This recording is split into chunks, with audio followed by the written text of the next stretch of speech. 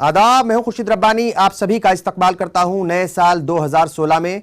और अगर 2015 की बात करें तो कुछ खट्टी मीठी यादें लेकर 2015 गुजर चुका है और 2016 का आगाज हो चुका है। बहुत सारी उम्मीदें हैं इस साल से, लेकिन सवाल ये उठता है कि क्या हम 2016 में कुछ बदलेंगे, कुछ बदलाव हमारी जहनियत में आएगा, हमारी सोच में आएगा, हमारी आइडियोलॉजी में आएगा, हमारी सियासत में आएगा, इस समाज में आएगा।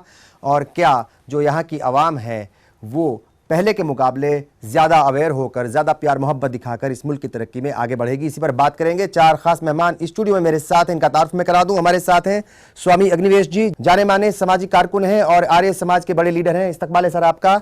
और इनके अलावा हमारे साथ मीम अफजल साहब, नेशनल स्पोक्समैन हैं कांग्रेस के, आपका भी इस्तकबाल करते हैं सर। और साथ ही मौजूद हैं बीजेपी के नेशनल स्पोक्स पर्सन सुदेश वर्मा जी, आपका भी इस्तकबाल है। और साथ ही मौजूद हैं कमाल फारूकी साहब, सियासी तज्जिया निगार हैं, आप सभी का इस्तकबाल करते हैं। और स्वामी अग्निवेश जी, 2015 जो है वो गुजर चुका है, बहुत सारी चीज़ें देखी हैं इस मुल्क ने, और इस मुल्क की बहुत सारी चीज़ें बाहर के ममालिक ने भी देखी हैं। कई सारे ऐसे इंसिडेंट्स हुए हैं जिन्हें शायद हम कभी नहीं भूल पाएंगे और जिनकी वजह से हमें काफ़ी बदनामी भी झेलनी पड़ी। आपको लगता है कि 2016 का आगाज़ नई उम्मीदों के साथ ज़रूर होना चाहिए, और ये भी जो है कहीं ना कहीं हमें उम्मीद रखनी चाहिए कि हमारी सियासत भी बदलेगी, समाज भी बदलेगा, हमारी सोच भी बदलेगी। सियासत और सोच को बदलने के लिए बहुत ज़रूरी है कि जो सरकारों में जिम्मेदार लोग बैठे हुए हैं, जिसमें प्रधानमंत्री जैसे होते हैं जी और देश के मुख्यमंत्री होते हैं, वो अपने चरित्र से, अपने विचारों से एक नई दिशा दें,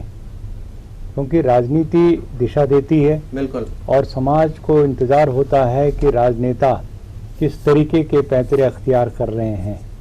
इस देश का दुर्भाग्य है कि यहाँ पर हमने उधार तो ले लिया एक तरह से इंग्लैंड के उस, जिसको हम वहाँ के जो मॉडल है पार्लियामेंट्री डेमोक्रेसी का, लेकिन वहाँ फिर भी संसद चलती, वहाँ फिर भी जो कुछ इस तरह के काम हैं वो होते रहते हैं। हमारे यहाँ निरंतर हंगामा, शोर शराबा इतना ज़्यादा होता है कि हमें नहीं लगता, और विधानसभाएं तो लगभग चलती ही नहीं जी। यानी जिस तरह का शोर शराबा हमें आवाम की तरफ से या कई बार जो है वो आंदोलन के जरिए देखने को मिलता है, वैसा ही शोर शराबा हमें पार्लियामेंट के अंदर जो चुने हुए प्रतिनिधि हैं, जो मतलब बड़ी ही, अगर देखा जाए, बहुत शिद्दत के साथ वो लोग जीत करके जाते हैं, बहुत उम्मीदें जो हैं उनसे अवाम को होती हैं, लेकिन फिर वही जाकर के अगर हंगामा मचाते हैं, शोर शराबा करते हैं तो फिर नहीं होता। बिल्कुल, वहाँ कहीं इस तरह से दिन खराब नहीं होते, घंटे खराब नहीं होते, तो वहाँ पर बाकायदे बहस होती है। यहाँ तो महीनों खराब हो जाते हैं। हाँ, पूरा का पूरा सेशन वॉश आउट हो जाता है। तो मुझे लगता है कि ये जनता के पैसों के साथ खिलवाड़ है, देश की समस्याओं के साथ भी खिलवाड़ है। और जो लोग देखते हैं इन बड़े बड़े नेताओं को इस तरह का काम करते हुए, तो स्कूल के बच्चों को क्या प्रेरणा मिलती होगी या बाकी देश के लोगों को क्या प्रेरणा मिलती होगी, ये बड़ा सवाल है। तो ये बहुत बड़ा सवाल है। डेमोक्रेसी एक तरह से पटरी से उतरती हुई दिखाई पड़ती है। दूसरा बड़ा सवाल मैं इस बात में जोड़ना चाहूंगा कि जो चुनाव प्रणाली हमारी वो भ्रष्टाचार की जननी है जी। हम भ्रष्टाचार से लड़ने का मंसूबा बना करके चुनाव मैदान में उतरते हैं, लेकिन चुनाव में पार्टी के खर्च को कैंडिडेट के खर्च में शामिल नहीं किया जाता। कैंडिडेट के मित्रों के नाम पर जो खर्च किया जा रहा वो भी शामिल नहीं किया जाता जी।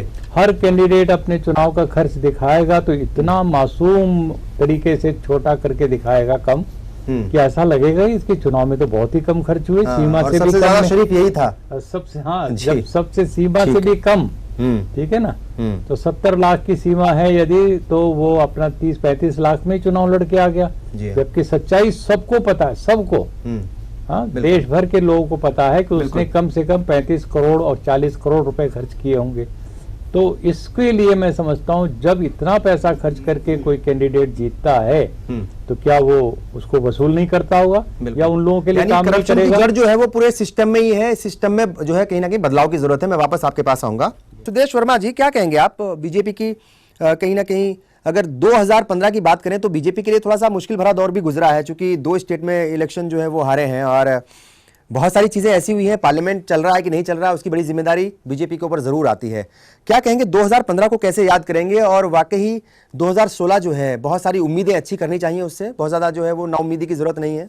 जी बिल्कुल, देखिए अग्निवेश जी ने जो बताया वो एक चिंता का विषय जरूर है कि पार्लियामेंट में अगर मान लीजिए कुछ लोग चाहें और पार्लियामेंट को न चलने दें तो आप क्या करेंगे, आपके पास स्ट्रेंथ होने के बावजूद भी आप क्या करेंगे, क्योंकि कंट्री देखिए डेमोक्रेटिक कंट्री है हमारी, और हम कोई फिजिकल फोर्स तो यूज़ नहीं कर सकते पार्लियामेंट चलाने के लिए। तो जो हुआ आपने देखा, कुछ अच्छे लेजिस्लेशंस थे जो पास हो सकते थे। आप बोल सकते हैं ठीक है हमारा भी रिस्पॉन्सिबिलिटी रहा होगा कि हम अपोजिशन को कन्विंस नहीं कर पाए, लेकिन अपोजिशन ने जो जो बोला हमने सारा काम किया।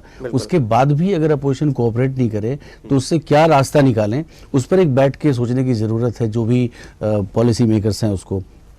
जो एक मिनट रुक के बोलना चाहूँगा कि कांग्रेस वालों को ये कहने का अधिकार मिल जाता है कि आप अपने समय पर ना, जब 10 साल यूपीए की गवर्नमेंट चल रही थी, इसी तरह के आप हंगामा करके उनकी सरकार नहीं चलने, पार्लियामेंट नहीं चलने देते थे।